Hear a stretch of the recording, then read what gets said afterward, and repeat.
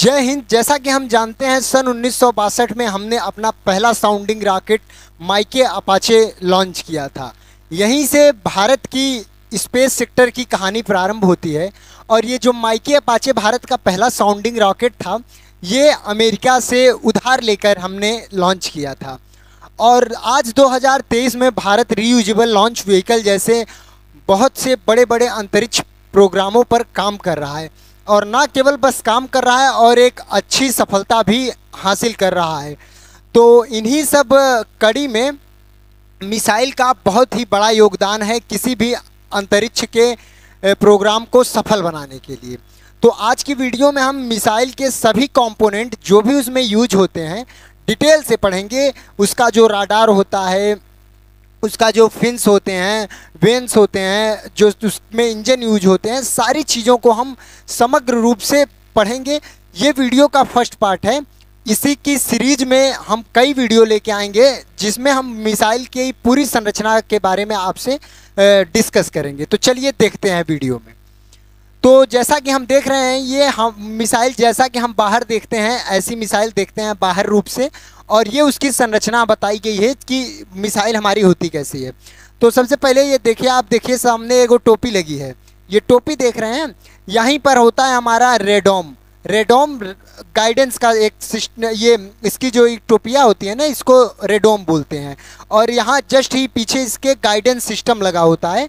यहाँ पर जैसे आप देख सकते हैं, ये जो टोपी है इसकी, ये टोपी इसको ही रेडोम बोलते हैं। और इसके जस्ट पीछे लगा होता है गाइडेंस सिस्टम, यानी कि राडार लगा होता है, ट्रांसपॉन्डर लगा होता है, रिसीवर लगा होता है। ये चीज़ें लगी होती हैं जस्ट पीछे। और फिर इसके बाद टेरकॉम सिस्टम होता है, फिर वारहेड होता है, fuel tank, jet engine, solid fuel rocket booster. यहाँ पर देख लीजिए फिन्स लगे हुए हैं, ये फिन्स होते हैं इसको। और ये जो होता है हमारा कंट्रोल चैम्बर होता है, यहाँ पे कंट्रोल पूरा होता है हमारा। और यहाँ पे वारहेड होता है और ये गाइडेंस सिस्टम है। तो आज की वीडियो में हम गाइडेंस और रेडोम दो के बारे में पढ़ेंगे। और आगे आने वाली वीडियो में हम आगे के जो ये टर्म्स हैं इनके बारे में पढ़ेंगे। तो चलिए देखते हैं, आगे बढ़ते हैं कि ये रेडोम क्या होता है। सबसे पहले हम आज रेडोम के बारे में चर्चा कर लेते हैं। तो ये हमारी मिसाइल है। अब हम इसका यही मुड़वा काट लेते हैं। सर, ये सर देख रहे हैं ना, यही काट लेते हैं। चलो काट लिए भैया। अब काट लिए तो ये लेके आ गए, हम ये लेके आ गए काट के वहाँ से, ये ठीक।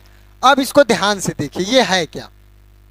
ये कुछ नहीं है, बस टोपी है। टोपी क्यों लगाई जाती है? क्योंकि जब मिसाइल छोड़ी जाती है तो बहुत तेज़ी से बहुत तेज़ी से अंतरिक्ष में जो हवा है उससे, और जो टेम्परेचर है उससे बचाया जा सके। हमारा जो अंदर राडार सिस्टम रखा है तो उसको बचाया जा सके हवा के घर्षण से और तापमान से, इसलिए इस टोपी को पहनाते हैं। अब टोपी पहना देंगे तो ये काम कैसे करेगा भाई? ये हमारा नेविगेशन सिस्टम रखा है और नेविगेशन सिस्टम में जितना खुला रहता है उतना बढ़िया से काम करता है। लेकिन ये जो टोपी है ना, इसकी खासियत है, बस केवल टोपी बस नहीं है, इसको एरोडायनामिक इसका इसमें बहुत ध्यान रखा जाता है। एरोडायनामिक का ध्यान रखने का मतलब ये हवा के विरोध का काम नहीं करती, ये हवा के साथ कॉपरेट करती है। तो जैसे ये सामने वो कर देते हैं जिससे ये हवा में घर्षण से रुके ना। जैसे कि अगर हवा हमारी तरफ से आ रही है और हम 2 छाता ले लें तब दौड़ें, तो हम आराम से नहीं दौड़ पाएंगे। लेकिन अगर हम छाता कर दें और अपना इसे मतलब शरीर पतला कर लें तो हम हवा को मतलब काट के आगे बढ़ जाएंगे, नहीं कुछ कर पाएगी हवा। तो इसीलिए आगे ये पतला नोक बना दिया जाता है जिससे हवा से बचा जा सके। और ये और जो इसमें लगाया जाता है इलेक्ट्रोमैग्नेटिक वेव्स से, मतलब इसमें से जो हमारी विद्युत चुंबकीय तरंगे हैं वो आसानी से पास हो सकें, इसको इस तरीके से बनाया जाता है। इसे ही रेडोम बोलते हैं इस टोपिया को, और कुछ नहीं है, ये बस टोपी है। लेकिन इसकी खासियत क्या है कि इसमें से जो तरंग इलेक्ट्रोमैग्नेटिक वेव आ जा सकती हैं, मतलब इसको इलेक्ट्रोमैग्नेटिक वेव के आइडल बनाया जाता है, हवा के आइडल बनाया जाता है कि हवा से रुके ना। तो ये होता है रेडोम, जो कि जस्ट मिसाइल के ऊपर ही लगाया जाता है। और जस्ट अंदर यहाँ पर आप देख रहे हैं हमारा पूरा नेविगेशन सिस्टम है, राडार कंट्रोल सिस्टम है। ठीक, यहाँ पर देख लीजिए आप, यहाँ पर जैसे ये देख रहे हैं, ये हमारा राडार लगा हुआ है, सीकर एंटीना। सीकर का मतलब ही होता है सीक, यानी कि ढूंढना, किसी चीज़ को खोजना। तो ये सीकर एंटीना यानी कि सीक करता है, ढूंढता है। और सबसे पहले बहुत बड़ी कन्फ्यूजन ये होगी आपके अंदर कि मिसाइल और रॉकेट में क्या अंतर है। तो एक बात जान लीजिए, बहुत पहले जब इनकी खोज हुई मिसाइल और रॉकेट की, तो पहले हमारे पास इतना एडवांस सिस्टम नहीं था कि हम यहाँ पर नेविगेशन सिस्टम लगा दें, राडार लगा दें। तो केवल हम लोग बूस्टर लगाते थे और बूस्टर में फ्यूल भर देते थे, और वही फ्यूल जब तक चलता था तब तक मिसाइल नहीं कहते थे उसको, उसको रॉकेट कहते थे। तो जब तक चलता था फ्यूल तब तक वो उड़ता था और उसके बाद कहीं भी गिर जाता था। कुल मिला के जो हमारा मिसाइल होता है उसमें हमारे पास नेविगेशन सिस्टम होता है। हम दिल्ली से छोड़ेंगे तो चाइना के वुहांग में पहुंचा देंगे, हम दिल्ली से छोड़ेंगे तो उसको डायरेक्शन दे के पाकिस्तान के इस्लामाबाद में गिरा देंगे। तो कुल मिला के यही इसमें अंतर है कि जो हमारी मिसाइल्स होती हैं उसमें स्टीयरिंग होती है। स्टीयरिंग मतलब उसको हम गाइड कर सकते हैं, गाइड मतलब जहाँ चाहे वहाँ ले जा सकते हैं। और जो रॉकेट होती है उसमें कोई गाइडेंस सिस्टम नहीं होता है, कोई राडार वडार नहीं होता है, उसको बस मतलब कि कोई उसको डायरेक्शन नहीं दे सकते, वो कहीं भी उड़ के जाके गिर जाएगी, उसका कोई वो नहीं है। तो पहले उसी को ही रॉकेट करते हैं, इसे मिसाइल कहते हैं। Missile advanced version of rocket है, रॉकेट का एडवांस रूप है मिसाइल। ठीक, तो चलिए आगे देखते हैं। रेडोम के बारे में हमने जान लिया, अब रेडोम के बारे में हम कमांड सिस्टम के बारे में जानेंगे। एक पार्ट हमने पढ़ लिया यहाँ पे, जैसे देखिए ये रेडोम के बारे में पढ़ लिया। अब गाइडेंस सिस्टम के बारे में जानेंगे कि मिसाइल में कौन कौन सा गाइडेंस सिस्टम यूज होता है। तो देखिए किसी भी रॉकेट को मिसाइल गाइडेंस सिस्टम बनाता है, मतलब स्टीयरिंग होती है। गाइडेंस सिस्टम रॉकेट या मिसाइल की स्टीयरिंग होती है। बिना स्टीयरिंग की गाड़ी होती है, बिना स्टीयरिंग का होता है रॉकेट, और यहाँ पे स्टीयरिंग, स्टीयरिंग मतलब गाइडेंस सिस्टम। अब ये देख रहे हैं सब एडवांस गाइडेंस सिस्टम है, ये यही लगा हुआ है इसके अंदर। ये जो आप देख रहे हैं ये यही लगा हुआ है, यही। ये गाइडेंस सिस्टम ऐसा होता है कि कोई भी जैसे विमान उड़ रहा है तो इसको ये देख लेता है इलेक्ट्रोमैग्नेटिक वेव के माध्यम से, और भी बहुत सारे माध्यम हैं जिसके माध्यम से ये डिटेक्ट कर लेता है कि कोई भी टारगेट आसमान में उड़ रहा है। तो इसलिए इनका यूज किया जाता है राडार सिस्टम का, सीकर का, कमांड सिस्टम का। ठीक, तो इस तरीके से ये कुछ दिखते हैं। तो कमांड सिस्टम के बारे में, अगर आपको कमांड सिस्टम के बारे में जानना होगा, अगर आपको राडार के बारे में पढ़ना होगा, तो राडार सुनते ही आपके मन में एक रेडियो वेव या ऐसा कुछ वेव जैसा, मतलब तरंग जैसा एक विचार आता होगा कि कुछ तरंग से संबंधित है। तो सबसे पहले हम तरंग के बारे में जान लेते हैं। तरंग क्या होती है? तरंग किसी भी माध्यम में उत्पन्न कंपन या विक्षोभ को तरंग कहते हैं आसान भाषा में। तरंग दो प्रकार से होती हैं, एक यांत्रिक तरंग होती है, एक इलेक्ट्रोमैग्नेटिक तरंग जिसे मैकेनिकल वो, और इलेक्ट्रोमैग्नेटिक वेव जिसे विद्युत चुंबकीय तरंग कहते हैं। अब जो हमारी यांत्रिक तरंगें होती हैं वो दो प्रकार की होती हैं, एक होती है हमारी अनुप्रस्थ तरंग और एक होती है अनुदैर्ध्य तरंग। यांत्रिक तरंगें हैं, यांत्रिक तरंगों को माध्यम की आवश्यकता होती है चलने के लिए। जैसे कभी देखे होंगे तरंग अगर समझें तो जैसे कभो घर में मम्मी कोनो बर्तन उर्तन से फेंक के मार देती हैं तो बहुत देर तक वो कांपता रहता है, मतलब आवाज़ उसमें से आती रहती है। जैसे लोटा वोटा गिर जाए घर पे, आप थाली गिर जाए, थरिया गिर जाए, तो आवाज़ उसमें से निकलती रहती है, तो कंपन होता है, वही उसके अंदर तरंग चलती रहती है। उसी तरंग के जैसे कभी पानी में पत्थर मार दो तो ऐसे ऐसे वेव बन जाती है ना, तो वो तरंग होती है। तो ये सब यांत्रिक तरंग के उदाहरण हैं। और जो हमारा इलेक्ट्रोमैग्नेटिक, ये निर्वात में भी चल सकता है, यानी कि विद्युत चुंबकीय तरंगें निर्वात में भी चल सकती हैं, लेकिन यांत्रिक तरंगों के लिए माध्यम की आवश्यकता होती है। तो ये हम जो हमारे राडार में यूज किया जाता है वो विद्युत चुंबकीय तरंगों के माध्यम से अपना सारा काम करती हैं।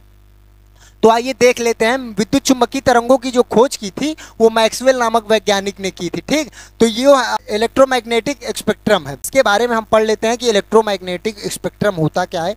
ये कुछ नहीं, ये वेव का एक स्पेक्ट्रम होता है तरंगों का। तो जैसे आपने कभी सुना होगा कि ये तरंग बड़ी खतरनाक होती है, गामा बड़ी खतरनाक होती है, अल्फा बड़ी खतरनाक होती है, बीटा, एक्स रेज, तो यही है वो तरंग। तो सबसे पहले देखिए, हम देखें इस वाले स्लाइड पे, तो ये देखिए यहाँ से इंफ्रारेड के बाद से जो तरंग चालू होती है उसे रेडियो स्पेक्ट्रम कहते हैं, यानी कि वहाँ से रेडियो तरंगे चालू हो जाती हैं। और इंफ्रारेड के उधर से ऑप्टिकल स्पेक्ट्रम जो दिखती हैं, जिसे हम विजुअलाइज देख सकते हैं, ऑप्टिकल स्पेक्ट्रम। ठीक, अब इसके बारे में हम देख लेते हैं ये पूरी लाइन को शुरू से। तो जो एकदम कम फ्रीक्वेंसी होती है, वेरी लो फ्रीक्वेंसी, वो 10 से 100 हर्ट्ज तक यहाँ होती है। और फिर लो फ्रीक्वेंसी, फिर मीडियम फ्रीक्वेंसी, फिर वेरी हाई फ्रीक्वेंसी, फिर अल्ट्रा हाई फ्रीक्वेंसी, फिर सुपर हाई फ्रीक्वेंसी, फिर एक्सट्रीमली हाई फ्रीक्वेंसी, फिर आता है इंफ्रारेड। इंफ्रारेड के बाद visual, ultra violet, X ray, gamma ray, फिर कॉस्मिक रे ना। तो ये पूरी हमारा इलेक्ट्रोमैग्नेटिक स्पेक्ट्रम है। और जो हमारे मिसाइल में यूज होता है इलेक्ट्रोमैग्नेटिक स्पेक्ट्रम, वो यूज होता है रेडियो वेव। और जो हमारे कैमरा, नाइट विजन कैमरा जो होते हैं, रिमोट कंट्रोल होता है, टावर होता है, उसमें इंफ्रारेड का उपयोग किया जाता है, जिसे हम अवरक्त किरण भी कहते हैं। अवरक्त किरण के गुणों के बारे में भी जानेंगे, और रेडियो स्पेक्ट्रम, यही दो हमारे, एक अवरक्त किरण और एक हो गया रेडियो वेव। रेडियो वेव यानी इसके बाद से अवरक्त, यही मोस्टली हमारे मिसाइल सिस्टम में यूज होती हैं। ठीक, तो आइए देखते हैं आगे। ये जो हमारा विजुअल रेंज है, ये विबग्योर हमने पढ़ा होगा, यही हम इसी को बस देख पाते हैं। इधर की वेव को हम नहीं देख पाते, केवल यही विजुअल वाला हम लोग देख पाते हैं, प्रकाश, इसी तरंग को हम लोग देख पाते हैं, इसके सिवा कोई तरंग नहीं देख पाते। और ये जो गामा रेज है, एक्स रेज है, अल्ट्रा वायलेट रेज है। ठीक, गामा रेज सबसे खतरनाक रेज होती है, उसके बाद एक्स रेज सबसे खतरनाक होती है। जैसे हम इधर बढ़ते हैं, फ्रीक्वेंसी बढ़ती है, इधर जाएंगे फ्रीक्वेंसी बढ़ेगी। देख रहे हैं, ये फ्रीक्वेंसी पास होता जा रहा है। और जैसे जैसे हम इधर आते हैं, यानी कि जैसे जैसे, तो सबसे ज़्यादा फ्रीक्वेंसी किसकी? गामा की। इधर आ रहे हैं तो सबसे ज़्यादा फ्रीक्वेंसी गामा की। अब एक हम लोगों ने फार्मूला पढ़ा होगा, ऊर्जा बराबर E बराबर एच न्यू। तो ये जो होता है प्लॉन्क कांस्टेंट होता है, जिसकी वैल्यू 6.6 इंटू 10⁻³ होती है। ठीक, तो ये प्लॉन्क कांस्टेंट होता है। और ये जो हमारा होता है, ये आवृत्ति होती है, फ्रीक्वेंसी जिसे बोलते हैं। अब आवृत्ति किसे कहते हैं? फ्रीक्वेंसी, किसी भी 1 सेकंड में उत्पन्न कंपन को आवृत्ति कहते हैं। ठीक, और एक फ्रीक्वेंसी कहते हैं। और ये जो ई होता है, ये हमारी एनर्जी होती है। एच प्लैंक नियतांक होता है, वी ये जो हमारा न्यू, ये फ्रीक्वेंसी होता है। ठीक, तो अब देखिए, जैसे जैसे हम इधर अगर आते हैं, इस तरफ फ्रीक्वेंसी बढ़ती जाती है, फ्रीक्वेंसी इस तरफ बढ़ती जाती है। अगर फ्रीक्वेंसी बढ़ गई तो ई बराबर जो है हमारा, जो हमारा अनुक्रमानुपात का, जिसे हम डायरेक्टरी प्रोपोर्शनल का कहते हैं, वो फ्रीक्वेंसी के साथ डायरेक्टरी प्रोपोर्शनल का। तो अगर इधर आएंगे तो फ्रीक्वेंसी बढ़ेगी, अब फ्रीक्वेंसी बढ़ेगी तो ऊर्जा बढ़ जाएगी, यानी कि गामा रेज की ऊर्जा सबसे ज़्यादा होती है। ऊर्जा, एनर्जी और फ्रीक्वेंसी, दो चीज़ गामा रेज की सबसे ज़्यादा होती है। ठीक, और अगर ऊर्जा ज़्यादा होगी तो भेदन क्षमता ज़्यादा होगी, भेदन क्षमता और फ्रीक्वेंसी, ये 3 चीज़ें ज़्यादा होती हैं। और तरंग दैर्ध्य इधर, यानी कि लैम्डा जो होता है हमारा, वो कम होता है गामा रेज का। जैसे जैसे इधर आएंगे ऊर्जा घटती जाएगी, भेदन क्षमता घटती जाएगी, आवृत्ति घटती जाएगी। उधर जाएंगे बढ़ती जाएगी। ठीक, उससे कम एक्स रेज की होती है। एक्स रेज रॉन्गटन नामक वैज्ञानिक ने इसकी खोज की थी, रॉन्गटन नामक वैज्ञानिक ने एक्स रेज की खोज की थी। अल्ट्रा वायलेट रेज जो कि सूर्य की किरणों से आता है। और फिर इसके बाद विजुअल आता है। विजुअल में विबग्योर, हम लोगों ने पढ़ा है ना, विबग्योर, बैनी आपिलाला हिंदी में बोलते हैं, और इसको ही हम देख पाते हैं। और इसके बाद आता है इंफ्रारेड। इंफ्रारेड के ये नाइट विजन कैमरा में यूज करते हैं, जैसे कि ये टेम्परेचर के आधार पर देख लेता है लोगों को, तो अभी आगे दिखाते भी हैं इसके बारे में। ठीक, और फिर रेडियो वेव, इंफ्रारेड और रेडियो वेव, 2 वेव का यूज होता है हमारे मिसाइलों में। तरंग के बारे में इतनी जानकारी अगर आपको हो गई, तब आप मिसाइल में यूज होने वाले राडार और नाइट विजन कैमरे के बारे में समझ पाएंगे। अब आगे देखते हैं, चलो, इसके बारे में हमने देख लिया। अब देखिए, ये हम एक और थोड़ा सा छोटा सा पार्ट है, ये होती है हमारी बैंड। फ्रिक्वेंसी बैंड होता है।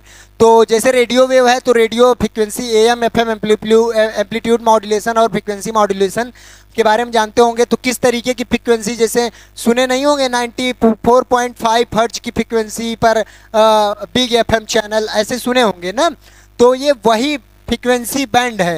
ये फ्रिक्वेंसी बैंड दिया जाता है मिसाइलों को, और ये इस आधार पर दिया जाता है कि मिसाइल किस उद्देश्य से बनाई जा रही है। ज़्यादा दूर तक की है तो वो उसके हिसाब से ये का एल एस सी एक्स कू का, कभी कभी न्यूज़पेपर में पढ़ते होंगे कि ये सैटेलाइट या ये मिसाइल इस बैंड की फ्रिक्वेंसी यूज करेगी, का बैंड की फ्रिक्वेंसी यूज करेगी, वी बैंड की, डब्ल्यू बैंड की। तो ये फ्रीक्वेंसी बैंड होता है। इसके बारे में आपको ज़्यादा जानने की ज़रूरत नहीं है, आप देख लीजिए कि यही इसका नाम होता है काकू के, इस तरीके से आप समझ पाएंगे। तो देखिए ये जो हमारी मिसाइल है, सबसे पहले अब आ जाते हैं इन सब चीज़ों पर। अब हम फ्रिक्वेंसी वाला और ये जो तरंग वाला है, इतना पार्ट आपको समझ गया होगा। तो अब आप अब समझ पाएंगे कि किस तरीके से किसी भी सैटेलाइट या किसी भी मिसाइल का राडार सिस्टम और कमांड सिस्टम काम कैसे करता है। ये देखिए, ये आप देख रहे हैं ना, ये इंफ्रारेड तरंगों का यूज करके टेम्परेचर के आधार पर, जैसे अभी पढ़े ना यहाँ पे इंफ्रारेड तरंगों का यूज करके इनका पता कर लेते हैं। कोई भी चीज़ देखिए, यहाँ पे आदमी एक छिपा हुआ है, तो इंफ्रारेड तरंग इसके ऊपर पड़ रही है तो इसका चित्र बना दे रहा है। और चित्र इस आधार पर बनाता है क्योंकि यहाँ पर टेम्परेचर ज़्यादा है, तो जहाँ टेम्परेचर ज़्यादा होता है वहाँ कलर कर देता है, लाल कलर कर दिया, यहाँ कोई छिपा है। तो इंफ्रारेड कैमरा देख लीजिए आप यहाँ पर, ये इंफ्रारेड कैमरा यहाँ पे लगे होते हैं। इंफ्रारेड, ये हमारी एक हेलिना है, ये नाग है, एंटी टैंक मिसाइल नाग है, और ये हेलिना है जो कि एयर टू एयर मिसाइल है, ये भी एंटी टैंक का भी काम करती है। तो यहाँ पर आप देख सकते हैं ये नाइट विजन कैमरा यहाँ पर लगे होते हैं, और ये डिटेक्ट कर लेते हैं कि टेम्परेचर के आधार पर कि यहाँ पर कोई चीज़ छिपा हुआ है या नहीं, और उसी के आधार पर ये मिसाइल फायर की जाती है। ठीक, तो ये था इंफ्रारेड का। इंफ्रारेड इन दोनों में, हेलिना में और नाग में यूज किया गया है, और बहुत सारी चीज़ों में यूज किया जाता है। और ये जो है ये राडार सिस्टम है, ये रेडियो वेव का यूज करती हैं। ये जो हम अभी बताए ये इंफ्रारेड का यूज करती हैं, और ये जो हम बता रहे हैं ये रेडियो वेव छोड़ते हैं। ऐसे ऐसे रेडियो वेव, ऐसे पूरा रेडियो निकलता रहता है, देखे नहीं है, ये एंटीना है, यही एंटीना ऐसे रेडियो वेव छोड़ता है, और यही रेडियो वेव जाता है और फिर टकरा के अगर कोई चीज़ होता है तो ऐसे वापस आ जाता है। ठीक, और ये रिसीवर लगे होते हैं, इनको कैच कर लेते हैं। चलिए अब देखिए, हमने पढ़ लिया रेडोम के बारे में। रेडोम के बारे में पढ़ने के साथ साथ हमने पढ़ लिया फ्रिक्वेंसी, तरंग दैर्ध्य, और ये बैंड क्या होता है। इन सब के बारे में जानने से आपको क्या होगा कि आपको कमांड सिस्टम समझ में आएगा कि मिसाइल का कमांड सिस्टम किस तरीके से काम करता है। अब मिसाइल का कमांड सिस्टम के बारे में जाने तो जो मिसाइल का गाइडेंस सिस्टम होता है, मिसाइल को हम जिस तरीके से कमांड देते हैं, गाइड करते हैं, वो मुख्य रूप से अभी 5 प्रकार का है। ठीक, 5 प्रकार का है, और भी बहुत प्रकार है, लेकिन मुख्य रूप से बात हम कर रहे हैं तो 5 प्रकार का है। आज की वीडियो में हम ये 3 शुरू के प्रकार पढ़ेंगे, 3 प्रकार। ठीक, जिसमें कमांड गाइडेंस के बारे में पढ़ेंगे, और ये होमिंग और सीकिंग और बीम राइडर गाइडेंस, इन तीनों के बारे में। और ये जो हमारा होमिंग और सीकिंग है, इसमें सेमी एक्टिव गाइडेंस और एक्टिव गाइडेंस और पैसिव गाइडेंस, इन 3 के बारे में चर्चा करेंगे, ये होता क्या है। तो चलिए देखते हैं इन तीनों के बारे में। ठीक, आगे एक एक करके। अब देखिए कमांड गाइडेंस में गाइडेंस कैसे दी जाती थी। ये एंटी टैंक मिसाइल में यूज किया जाता है, और इनकी मिसाइलों की रेंज ना केवल 4 किलोमीटर होती है, और ये और कहीं नहीं यूज की जा सकती है, केवल इसी टैंक में यूज की जाती हैं। और ये एक वायर के साथ जुड़ी होती हैं, आप लोग देख रहे होंगे एक वायर यहाँ पर बना है ऐसे ऐसे, और ये वायर के माध्यम से इनको दिशा दिखाया जाता है कि टारगेट वहाँ बैठा है, टारगेट वहाँ है। तो ये एंटी टैंक मिसाइल के रूप में, यानी कि केवल मिसाइल को ही, टैंक को ही टारगेट कर पाती हैं। और एक तार लगा हुआ है ना, यहाँ पे देख रहे हैं ना तार, इसी तार के माध्यम से इसको नोटिफिकेशन, सिग्नल, कुछ भी कह लीजिए, डायरेक्शन, दिशा किधर घूमना है, इस तार के माध्यम से। ये केवल 4 किलोमीटर तक के लिए सीमित होती हैं। 4 किलोमीटर के अंदर कोई अगर तो हमारा टैंक है, तोप है, तो वहाँ पर इसका यूज किया जाता है। ठीक, तो ये कमांड सिस्टम है, बहुत पुराना है, ज़्यादा नहीं यूज होता। अब बहुत सारी टेक्नोलॉजी दूसरी आ गई हैं, अब इसका यूज नहीं होता। तो ये बहुत पहले यूज होता था कमांड सिस्टम, हालांकि अब भी यूज में है। ठीक, कमांड सिस्टम। अब आगे बढ़ते हैं, कमांड के बाद देखते हैं हमारा होमिंग और सीकिंग गाइडेंस। पहला वाला हो गया, ये दूसरा है। इसमें इसके 3 प्रकार हैं, पहला ये है, दूसरा ये है, तीसरा ये। Semi active, active, passive. Semi active, active और पैसिव। ये जो हमारा सेमी एक्टिव है इसके बारे में पढ़ेंगे, फिर एक्टिव और पैसिव। अब देखिए जो हमारा सेमी एक्टिव है, सेमी एक्टिव में हमें एक एक्स्ट्रा राडार की ज़रूरत पड़ती है। सेमी एक्टिव में एक ऐसे राडार रहेगा हमारा, एक हमें राडार की ज़रूरत, यहाँ पे एक ट्रांसमीटर की ज़रूरत पड़ेगी जो वेव छोड़ेगा। वेव, ये हमारा राडार हो गया और ये वेव छोड़ेगा, ऐसे ऐसे ये वेव छोड़ रहा है। अब ये वेव जाके ऊपर इस हमारे कोई भी अगर टारगेट उड़ रहा है, जैसे एरोप्लेन उड़ रहा है या कोई फाइटर जेट उड़ रहा है ऊपर, तो टकरा के नीचे आएगा और जो हमारा लॉन्चर होगा उस लॉन्चर में लगी मिसाइल के अंदर रिसीवर लगा रहेगा। मतलब इसमें एक अलग से हमको किसकी ज़रूरत होती है, एक राडार की ज़रूरत होगी और जो रेडियो वेव को इमिट करे, और एक रिसीवर इनबिल्ट होता है मिसाइल में, और राडार इसके अंदर नहीं होता, रिसीवर बस होता है इसमें। ये कोई फ्रीक्वेंसी अपने से नहीं छोड़ता, ये केवल ले सकता है, फ्रीक्वेंसी निकाल नहीं सकता। तो जब यहाँ से फ्रीक्वेंसी इसमें लगेगी और यहाँ पर आएगी तो ये तुरंत एक्टिव होगा और ज़मीन से फायर कर देगा और इसी को फॉलो करते हुए अपने टारगेट को हिट कर देगा। तो ये मोस्ट रूप से एंटी एयरक्राफ्ट के रूप में यूज किया जाता है, एंटी एयरक्राफ्ट मिसाइल में।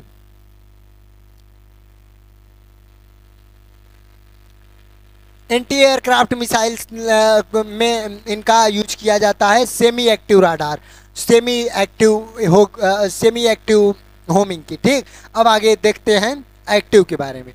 अब ये जो हमारा एक्टिव है, एक्टिव होमिंग है, active homing, active radar system, इसमें क्या होता है, इसमें रिसीवर भी होता है और इसी में जो हमारा ट्रांसमीटर होता है, दोनों इसी मिसाइल में होता है। मतलब ये वेव भी छोड़ता है, देख रहे हैं, ये वेव भी छोड़ेगा और ये वेव रिसीव भी कर लेगा, दोनों सिस्टम इसमें इनबिल्ट होता है। ठीक, तो इससे क्या होता है, ये वेव छोड़ा, अगर देखा कहीं पे टकरा के वापस आ गई तो ये तुरंत इसको जाके हिट कर देता है। यहाँ लॉन्चर से ये मिसाइल निकलेगी और इसे एरोप्लेन को हिट करके आ जाएगी। ठीक, ये देखिए ये राडार से निकली हुई वेव है और ये यहाँ इससे टकरा कर वापस आई हुई है रिसीवर के पास। तो एक्टिव राडार सिस्टम हो गया। इसका एयर टू एयर मिसाइल में यूज किया जाता है, जैसे आसमान में उड़ रहा है हमारा भी विमान और पाकिस्तान का भी विमान, तो उस मिसाइल उस समय उस टारगेट को मारने के लिए पाकिस्तान को इस प्रकार के राडार सिस्टम, मिसाइल सिस्टम की ज़रूरत होती है। Active radar system, active homing भी कहते हैं। होमिंग का मतलब ही होता है वही डिटेक्ट करना, पकड़ना, मतलब होमिंग यानी कि टारगेट क्या है तुम्हारा घर न। अब देखिए पैसिव राडार सिस्टम, जिसमें पैसिव, इसमें क्या होता है, ये एडवांस टेक्नोलॉजी के माध्यम से यूज करता है और ये टेम्परेचर डिटेक्ट करता है। इसमें ये सिस्टम जो हमारा पैसिव राडार सिस्टम है, होमिंग सिस्टम, ये इसके टेम्परेचर को, जैसे आसमान में उड़ रहा है एरोप्लेन, तो आसमान का टेम्परेचर और एरोप्लेन का टेम्परेचर तो अलग अलग होगा ना भाई। अंदर इंजन चल रहा है तो बहुत गर्म होगा, तो वो ये जो टेम्परेचर का के माध्यम से जो इसमें हीट वेव निकलती हैं, उसके माध्यम से मिसाइल डिटेक्ट करेगी कि यहाँ पर हीट ज़्यादा है और उसी हीट को फॉलो करते हुए वो जाके टारगेट में हिट कर देती है और उसको उथिया देती है पूरा। ठीक, तो इस तरीके से काम करता है हमारा पैसिव। ये भी एंटी एयरक्राफ्ट और एंटी एयरशिप, मतलब एयर टू एयर में भी इसका यूज होता है इस वाले सिस्टम का, और एंटी शिप वाले में भी होता है, एंटी शिप, तो इस पैसिव सिस्टम का। ठीक, तो तीनों के बारे में हमने जान लिया। अब हम देखते हैं आगे।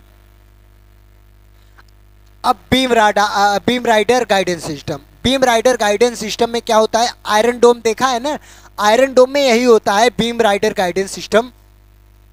इसे उसमें क्या होता है कि ये जो लॉन्चर है और बीम राडार है ये दोनों एक ही में होता है, लेकिन आप इसको अलग भी कर सकते हैं, जबकि आयरन डोम में दोनों एक ही पास होते हैं। और यही काम करता है ये बीम राइडर गाइडेंस सिस्टम। इसमें एक होता है हमारा गाइडेंस राडार। गाइडेंस राडार एक वेव इसके ऊपर बीम मारेगा, जैसे हमारा ये एरोप्लेन उड़ रहा है, एरोप्लेन के ऊपर एक बीम लगा देगा, और जैसे जैसे ये एरोप्लेन घूमेगा तैसे उसको फॉलो करता रहेगा ये बीम, और इस बीम को फॉलो करता है। यहाँ से एक मिसाइल छोड़ेंगे और इसी यहाँ से लॉन्चर से एक मिसाइल छोड़ेंगे और इसी बीम को फॉलो करते हुए जाएगा ये हमारी मिसाइल, और टारगेट को फॉलो करेगा बीम। जैसे ये मिसाइल उड़ रही है और हमारा टारगेट एरोप्लेन उड़ रहा है, और ये बीम इसके ऊपर हमेशा इसे पकड़े रहेगा, कहीं भी जाएगा, और एक मिसाइल वहाँ से आएगी,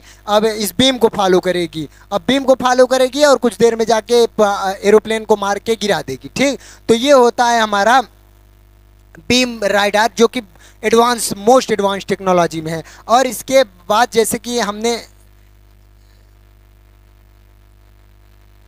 हमें केवल इन तीन के बारे में पढ़ लिया। कमांड गाइडेंस के बारे में पढ़ लिया जिसमें तार का प्रयोग होता है। होमिंग और सीकिंग गाइडेंस के बारे में पढ़ लिया, जो कि 3 प्रकार के होते हैं, सेमी एक्टिव, एक्टिव, पैसिव। और बीम राइडर गाइडेंस के बारे में पढ़ लिया। तीनों क्लियर हो गएंगे। ये होता है हमारे किसी भी मिसाइल में गाइडेंस सिस्टम। ये भी दो प्रकार के हैं, इनके बारे में आपको अभी इतना ज़रूरत नहीं है, किसी और वीडियो में इसके बारे में हम डिस्कस कर देंगे। ठीक, तो ये होता है किसी भी मिसाइल या किसी भी सैटेलाइट में यूज होता है इस तरीके का राडार। भाई राडार तो मिसाइल में भी होता है, सैटेलाइट में भी यूज होता है, तो इस तरीके का पूरा सिस्टम काम करता है किसी भी राडार और मिसाइल में। ठीक, तो आज की वीडियो में हमने क्या देखा, रेडोम के बारे में पढ़ा और मिसाइल के गाइडेंस सिस्टम के बारे में पढ़ा। ठीक, अब गाइडेंस सिस्टम नेक्स्ट पार्ट में हम अब पढ़ेंगे इसके वारहेड के बारे में और इसके विंग्स के बारे में। तो अगले पार्ट में हम वारहेड्स और विंग्स के बारे में पढ़ेंगे, फिर इसके इंजन के बारे में पढ़ेंगे कि ram jet, scram jet, turbo jet, किस तरीके का air breathing propulsion system, non air breathing propulsion system, इन सब के बारे में हम डिटेल से अगले वीडियो में डिस्कस करेंगे। 3-4 वीडियो की सीरीज आएगी और उस पूरी वीडियो में पूरे मिसाइल के बारे में एकदम डिटेल से आपको समझ में आ जाएगा कि मिसाइल कैसे काम करती है। ठीक, तो चलिए मिलते हैं अगले वीडियो में। आज के लिए इतना ही, धन्यवाद, जय हिंद।